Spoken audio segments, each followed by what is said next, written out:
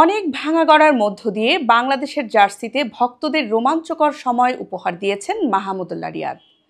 আর কখনো বাংলাদেশ জাতীয় দলের জার্সিতে দেখা যাবে না রিয়াদকে।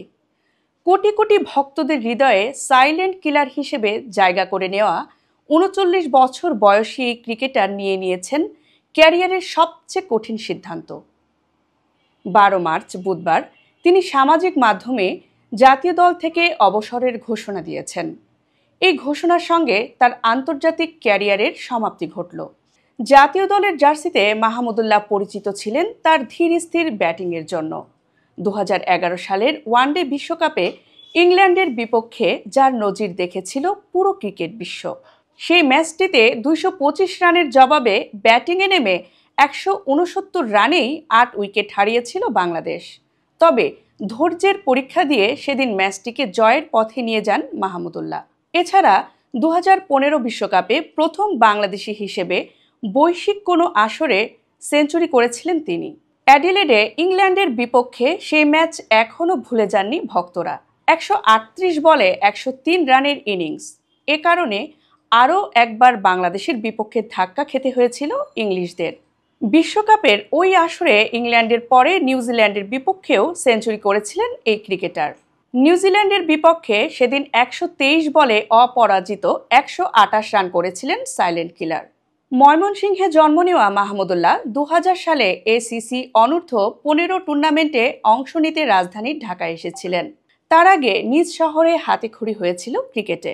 পেশাদার ক্রিকেটে মাহমুদুল্লাহ যাত্রা শুরু হয়েছিল ২০০৪ সালে। সে সময় ঘরের মাঠে তিনি অংশ নিয়েছিলেন অনূর্ধ্ব-১৯ বিশ্বকাপে। ২০০৫ সালে বাংলাদেশ এ দলের হয়ে প্রথম শ্রেণীর ক্রিকেটে অভিষেক হয় তার। ওই বছর থেকেই নিয়মিত ক্লাব ও প্রথম শ্রেণীর ক্রিকেটার হয়ে ওঠেন তিনি। ২০০৭ সালের ২৫ জুলাই শ্রীলঙ্কার বিপক্ষে বাংলাদেশ দলের জার্সিতে ওয়ানডে ক্রিকেটে অভিষেক হয় মাহমুদুল্লাহর।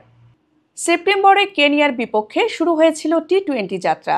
২ বছর পর ২০০৯ সালে টেস্ট ক্রিকেটে অভিষেক হয়েছিল ওয়েস্ট ইন্ডিজের বিপক্ষে। বাংলাদেশ জাতীয় দলের হয়ে সব সংস্করণ মিলিয়ে ৪৩০ ম্যাচ খেলেছেন তিনি। ১১,০৪৭ রানের সঙ্গে নিয়েছেন ১৬৬ উইকেট। আইসিসি টুর্নামেন্টে দেশের হয়ে সবচেয়ে বেশি ৪টি সেঞ্চুরিও এসেছে তার ব্যাট থেকে।